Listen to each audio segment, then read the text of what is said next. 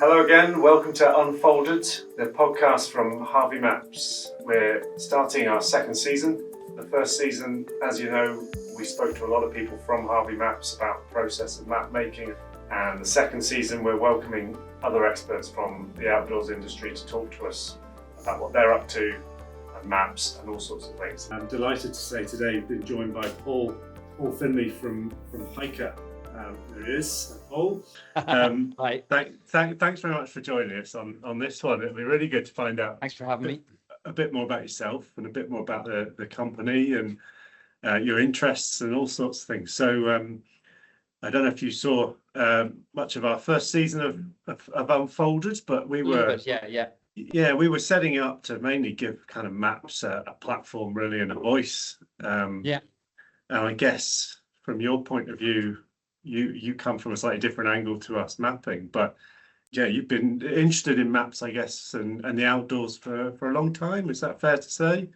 Oh, for sure. Yeah. Like I think maybe I came to it a little bit later than most. But my mum is originally from County Kerry, which is in the southwest coast of Ireland, and she's just surrounded by mountains there. So whenever I would visit her kind of original family home there, which is a bit of a farm, I could literally just kind of run out the back and start climbing a mountain there. So I think that kind of ingrained it. But then it was probably at a later stage when I was in college where I used to use kind of long distance hiking trails as a way to like decompress.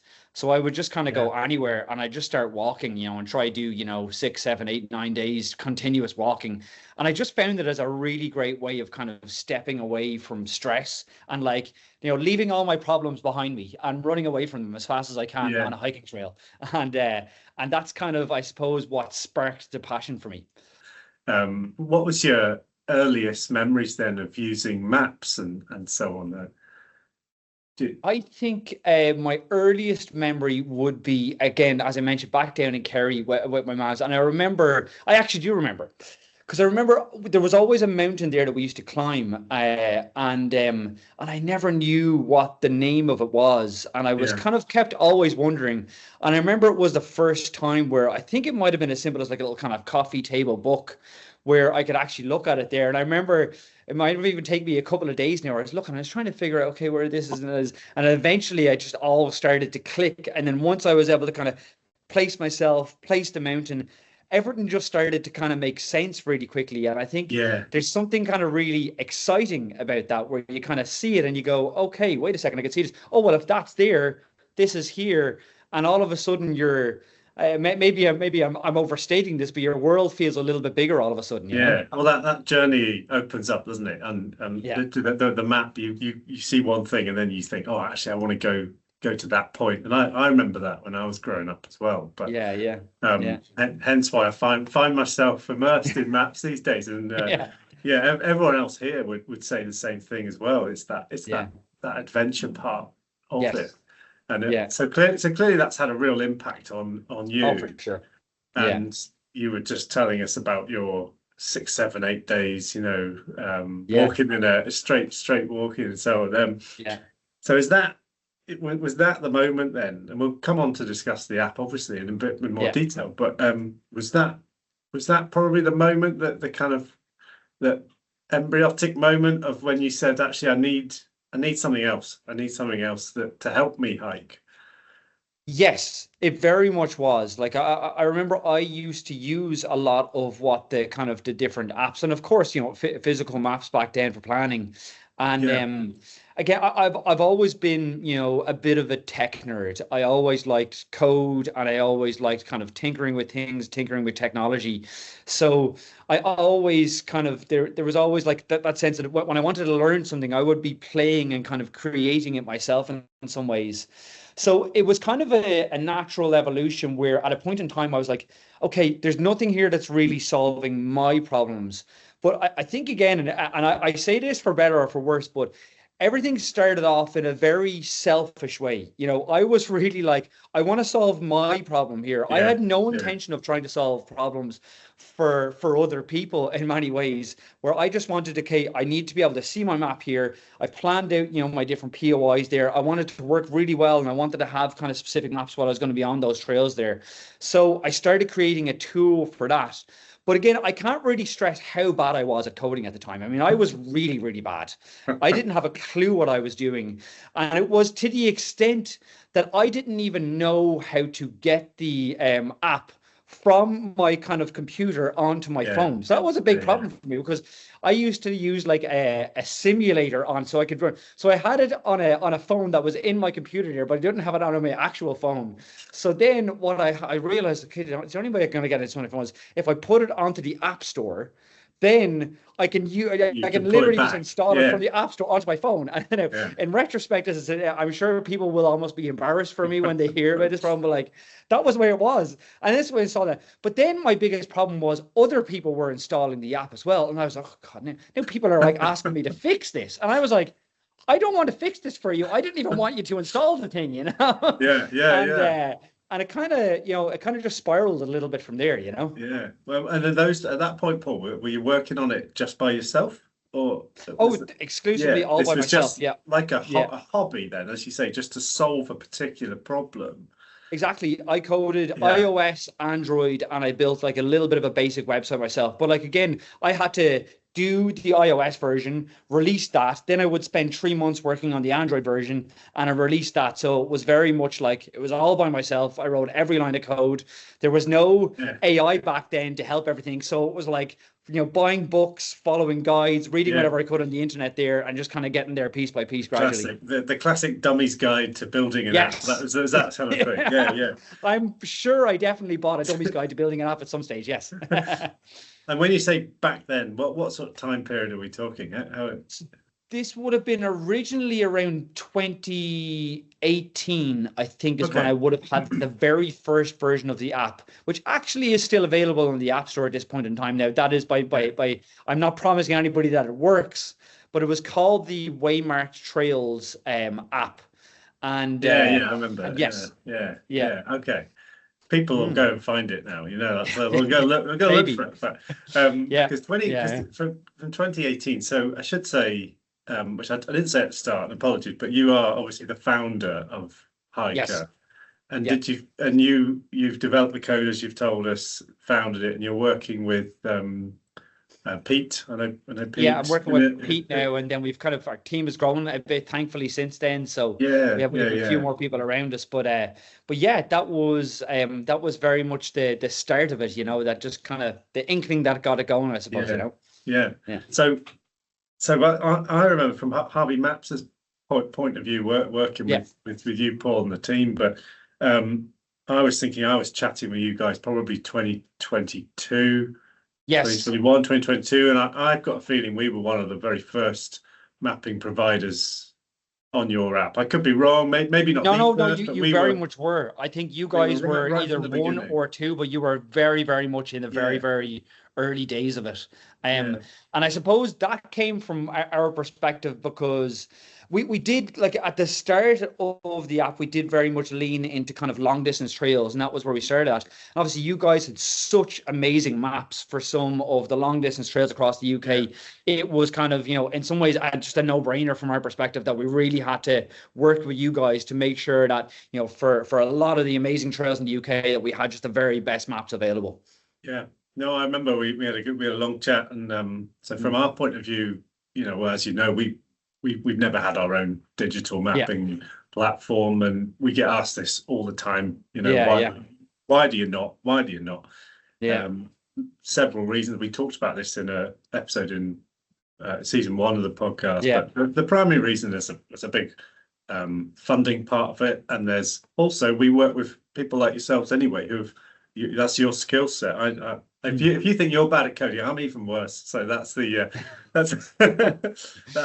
well, Adam, you should try and see me draw a map, and then we. Well, there we go.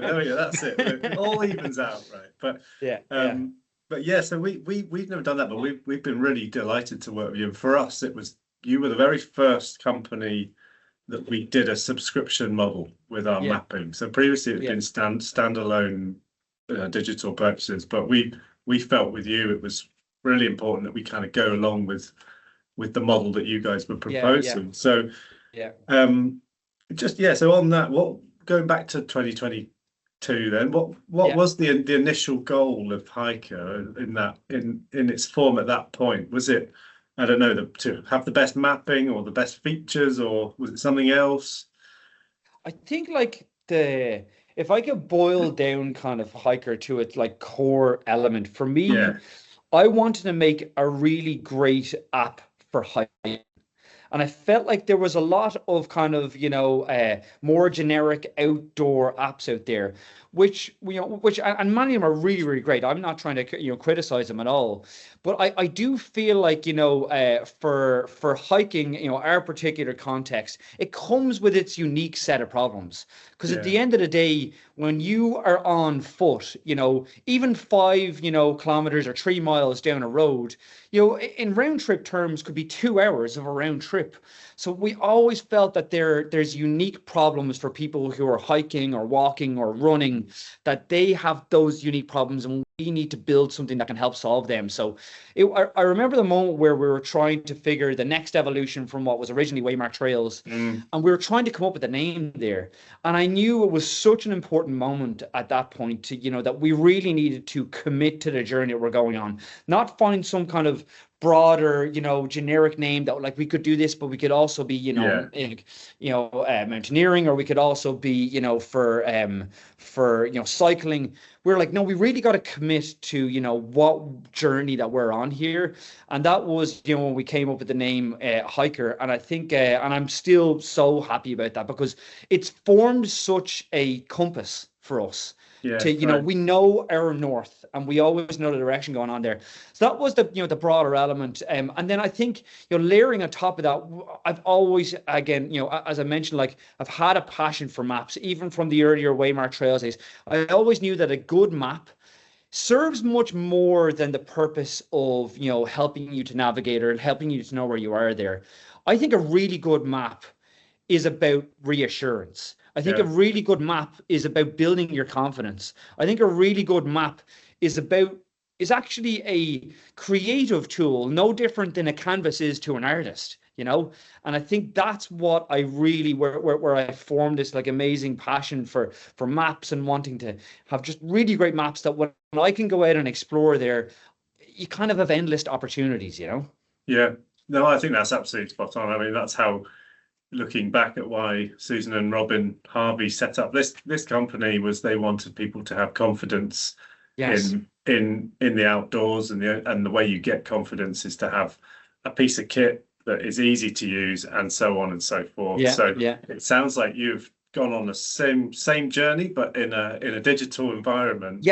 And that's why it works so well. And I think that's why I mean, we've been watching you guys grow and grow and grow, and you touched on it a bit there, Paul, but what is the market like in digital mapping apps? It feels to me, and I don't know, but I only know from the paper map, the published map world we're in, that it's not massive. It's a subset of people in the UK that go hiking, and there's a subset of those that go hiking in high places. So how does that relate to the digital world, would you say? And obviously you've got competitors, and you've got to find a slot in somewhere. But what's your take on the industry that you're kind of in? Like I think, like, as I was saying, like I think in the earlier phase of apps, platforms came out, the ones that people were very familiar with, your All Trails of the world, what was View Ranger at the time there. And again, there was no real need for niches at that point in time, because there was no solutions at all for your phone. So it was just, here we are, here is your outdoor app, and we kind of have, everything that you need for going into the outdoors. Like, to give the example of All Trails. And again, I want to be clear, I'm not criticizing, all these are great platforms, but like, All Trails within the App Store, people could check this themselves. It's actually called like All Trails Hike, Bike, Run, Paddle, And again, that was, the broadness there. And I think the broader, let's say, whim that I had was that that's the way things started. And over time, they'll more filter down to kind of smaller niches. That was Yeah. the let's say, the broader theory that I had in going into that. I could have been wrong, of course, but I think hopefully now we've seen at this point in time that maybe there was at least some truth to it, you know? Yeah. And I think that's what's happening to the market in my mind, where it started very broad bucket. Here is just your general outdoors, and now it's like, no, you know, we're very much more focused in on this niche, and like, is hiking alone and hiking app the biggest market in the world? No, but that's not what we're looking for. Yeah. We're very much looking for to follow our passion. And I think ultimately to do a good job by our customers more than anything else there, we want to build a really good product for them. And more often than not, what we want is them to kind of give us a bit of a digital tap on the back by leaving us a nice review and go, you know what, for what you guys said you will do, you've done a good job at it. Yeah. Well, that's the main thing. Yeah, I was going to ask you about your customers actually, and how they, and the feedback. That was going to be my next question. And obviously, keeping your app and your platform relevant. Do the customers tell you what they want in terms of features, or do they, like, how integrated is the customer feedback process then into developing Hiiker? I would say the customer feedback process is probably the most vital cog within Hiiker. And I will literally openly challenge anyone who is, on this, jump onto our website, go to our instant chat there. You're not dealing with a bot. Yeah. We are, humans dealing with humans. And our advantage in that is we learn so much. Because what you realize very quickly is your customers are the best possible people to tell you what your problems are. They will tell you where you're going wrong. They'll shout at you when you do something bad, but they're also just so many. And I'm like, if you ever want faith in humanity, when you see how nice some people are there, and we'll make a big, massive mess up, and we'll make a mistake there, and they'll just be so nice of like, I spotted this bit of a problem here. I think, there might be some issue. Can I help you guys, fix that? And we'll be like, oh, we have a fixture. Can you try this to try? People are honest. There's so many amazingly nice people out there who will take time out of their day to give you feedback.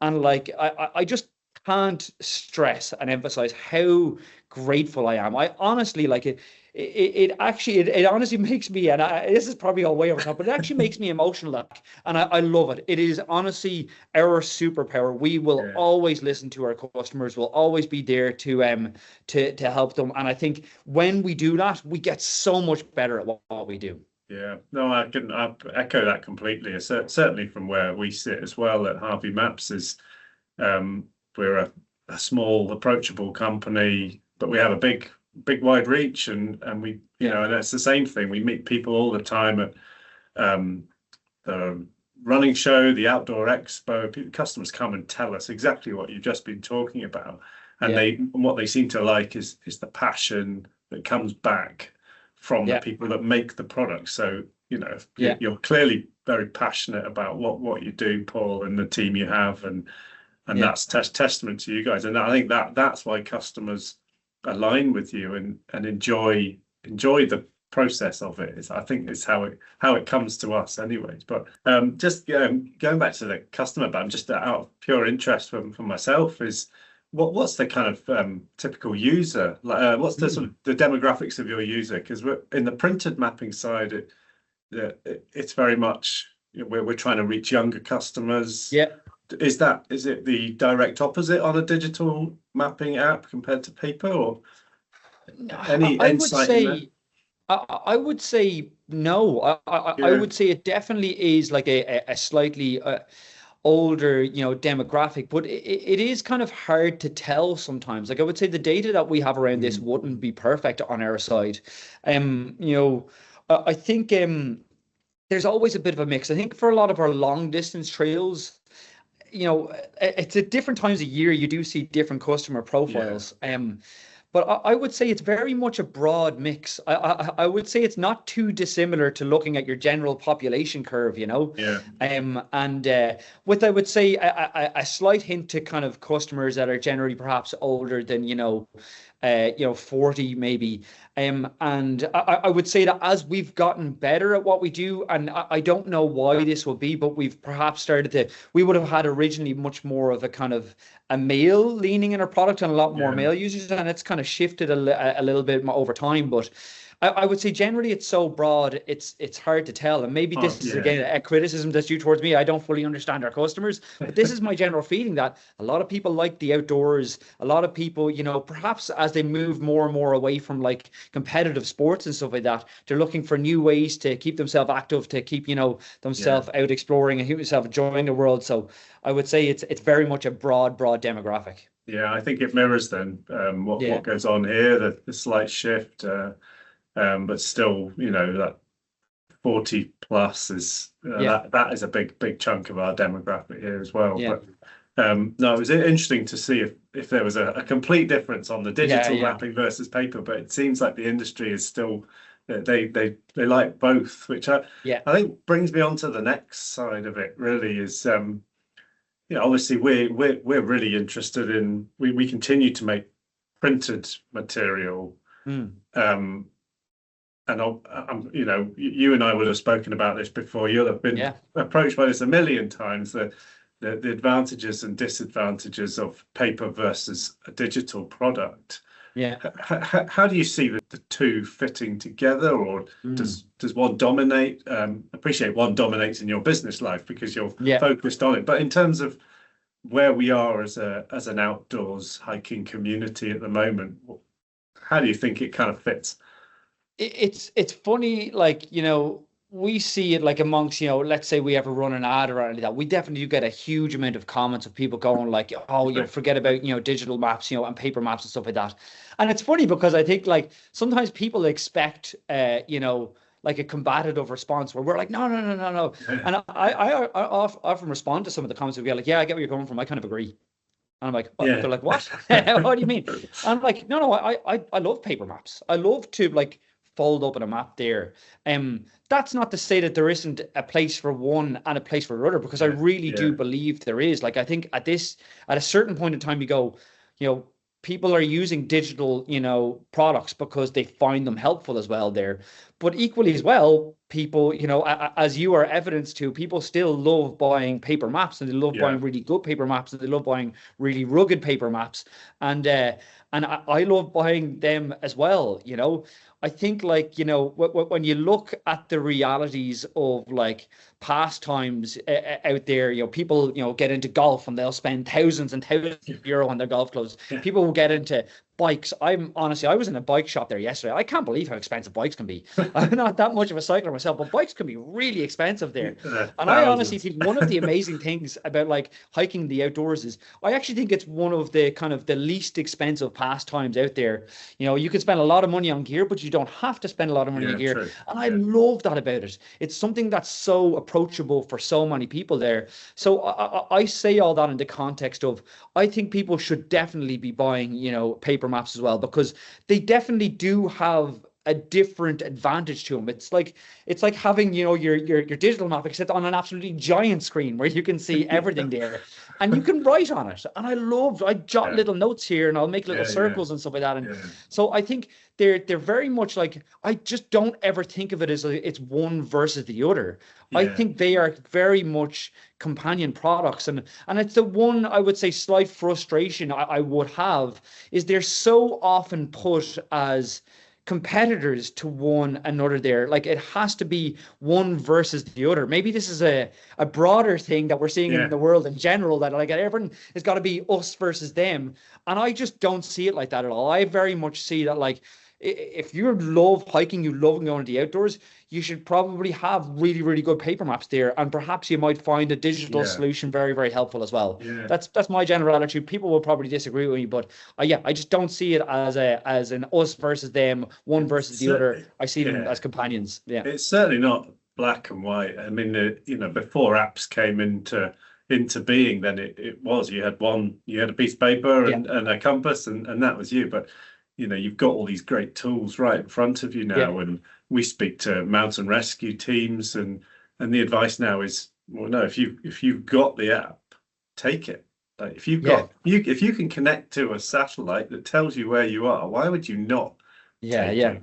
But also, if that fails, you need something else. So, and we primarily are interested in mapping, mountains. So places that you don't just go for a small walk. It's a serious undertaking, or it can be. So take the tools that you can. So, and I think that's where we're at, and that's why we continue to sell a lot of maps. That's why we continue to make data and supply that data to you guys and keep it rolling forward. So it's really good to hear, the kind of take on it. But and I'm guessing, we've looked at kind of the odd horror story of an app running out of battery or whatever, and you've talked about I'm guessing your advice is take a backup. How do you kind of do that with the app? Do you have specific safety advice on the website about having a battery pack, or is it I think that the general kind of attitude we have is you always want fail safes. You always want to have a backup to anything. So I'm generally of the attitude of there's a couple of core things that you can do when bringing when going out of the outdoors more generally. First of all, I think having a printed version as well, that it can act as a backup there. Doesn't need a battery. You don't need to plug it in. You can just look at it and you're ready to go. That's kind of like a core level there. I think having your offline maps, if you have an app, have your offline maps downloaded.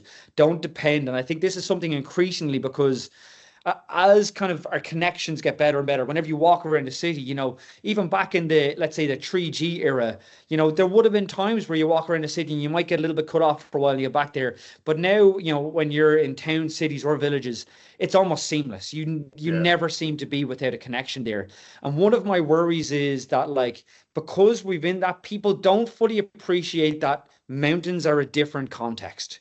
They are, the wild is a different context there. And don't carry the same assumptions that you have about town, cities or villages and your connectivity there to mountains. So offline maps, download your offline maps there. The next element is I'm very much an advocate for keeping your phone in airplane mode. First of all, you're not getting annoying notifications from everything, your emails, your social media and stuff like that there.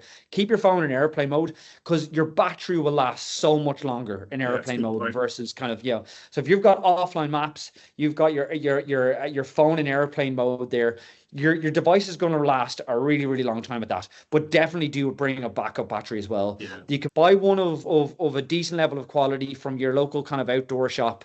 And I think if you have that, I think you've given yourself a really, really good shot at that, of having the close to the best solution possible there. If you need to get connection or you have problems, turn off airplane mode, try get your connection then.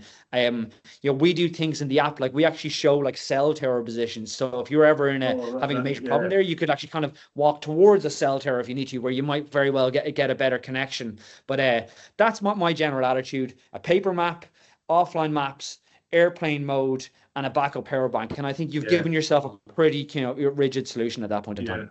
I think that's really, really useful to know. Certainly the airplane mode. I think a lot of people wouldn't think to do that, but if you've got the offline maps, it's perfect.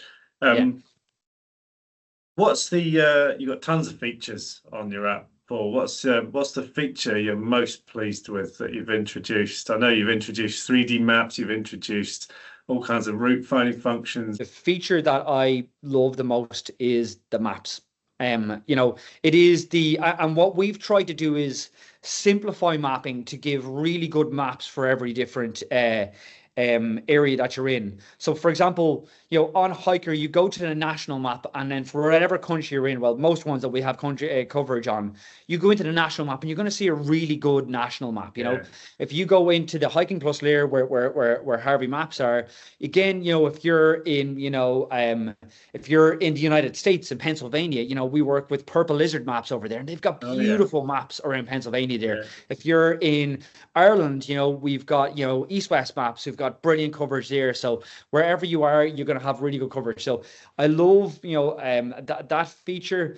I would say there's a feature that we've launched recently, which is like a multi-day planner. And as far as we know, it's the first kind of like really, app-based multi-day planner. So you can use that to plan like day 1, day 2 of different long distance hikes. So I really do. I'm very kind of, I love that feature. I love, being able to plan my own lot because as I said, I love long distance hiking myself. So that would be, very much it. And then 3D maps as well. I do. I love, some people consider it a bit of a gimmick and they could probably be right, but I do. There's something about I almost love seeing other people use 3D maps for the first time because I feel like, it's quite easy for us to take for granted, inferring what contours line means. But not everybody does know what contour lines mean. And I do think when you enable 3D maps, for me, some of the first time, I've seen a lot of people have that kind of aha moment of like, okay. And then that's following, and that contour line is even all the way around the side of the mountains of that. So I think I love that because I think it's helped people to learn a bit more about how maps work, in a very kind of intuitive and human way. So, but yeah, there's lots of different features around the app. That's why we've been doing a bit of a webinar series over the last 6 weeks there, trying to show many people, there's people, and like there's so many features where people are like, oh, we didn't know you guys could do that. I'm like, yeah, you've been able to do it the whole time. And so it's been nice to be able to, show and demonstrate this to people, Yeah, no, that's great. And then what does Hiiker look like, say, in 5 years?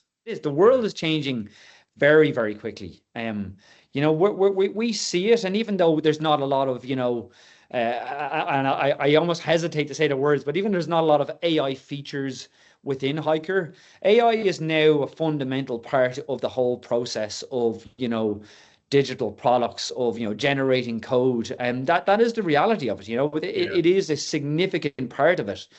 The world is changing really, really rapidly, but I say all that, but I do think there's a couple of core elements that are going to stay the same for a long time. And I think this is why, again, I still love working with you guys, and I think we'll be working with each other, what I hope for a very, very long time into the future, is that ultimately AI, let's say it's at this point in time now where it's 75-80% accurate. And maybe in a couple of years, they might get to 81, 82, 83% there. But I think it's going to be a long, long time before those tools are up at the 99+%. And I think until then, it is going to be the importance of that. Because if you might not think about 1%, but 1%, people could easily go hiking, 100 times in the space of 2 years. And that means one of those times you could be doing something that is wrong and you expect to be right and you trust to be right, but you can't. And I think that's where the reliability of something that, humans have checked, humans have verified, maps that are reliable, maps that people can get feedback, that feedback is ingested, it's updated to. And I think we will have a place for a very, very long time to do the core thing, which I think is I almost think I speak, for Harvey and for Hiiker when I say this, in that it's about a good, reliable product that people can trust, And I think we've got a place to do for a long time. So I say all that, not to deviate too much from the question, but I think a lot of what we're going to do into the future is going to be about listening to our customers. It's going to be about hearing the problems we're having. It's going to be about continuously making our product that little bit better all the time there. I think it's not going to be jumping into fads too quickly, and things that come and go and are buzzwords. It's going to be about the fundamentals of a good product that's reliable and it does what it's meant to do, which is just help people enjoy the outdoors. Yeah, no, I mean I think that sums up our approach as well, as you say. And AI it's getting more and more talked about, but when you're making something that has to be 100% correct, there is no at the moment room to introduce something that introduces more error. So I think or potential error, and I think that's where we're at the minute. And I think so. We will continue to provide you with data that is verified by the people who have made it. And that's really important then for you to know where your mapping comes from. And I think that's how it all links together. just to end up with a few things, Paul, where's your favorite place to be outdoors? Honestly, for me, it's somewhere new. I love going somewhere new. So like again, I was living in Ireland for a long time, and we moved over to Liverpool. I was dragged kicking and screaming because my wife works in the NHS, and it's just been I'm in a playground over here, and I can it's an hour and a half north to go up to the Lake District. Then we're very near the Peak District as well. We can do trips up to there, and again because I am like in some ways like a duck out of water here. That I haven't been living here. Like it's been amazing, and we just go to North Wales and I go hiking, and I just love. And then I get the map there, and I'm excited about it. And I've got the paper map, and I'm just learning, and I'm kind of. So I like always going somewhere new, learning something new, seeing different landscapes, challenging myself with the navigation and all that kind of stuff. So yeah, that's me. It's a great spot, and I mean Liverpool's so key, as you say. North Wales, lakes, Yorkshire. It's all in a good part. But well, listen, Paul, thank you very much for your time. We'll let you get back to the coding and all that comes with Hiiker. But thank you very much for joining us on Unfolded and for your time. Yeah, I really appreciate you having me, Adam. Thanks very much. And thanks for all the team at Harvey. So I really appreciate everything you guys do as well. I'm super passionate about your product there, and thanks very much. I really appreciate it. Yeah, great stuff. And everyone listening, if you've not checked out Hiiker yet, please do so. Please go to the website, speak to the team, and have a good browse and enjoy their product. But right, thanks very much, Paul. Thanks for joining us. Thank you. Cheers. Many thanks to Paul Finlay from Hiiker for joining us on this episode. If you enjoyed the episode and you like what you heard, don't forget to follow the podcast and join us next time on Unfolded.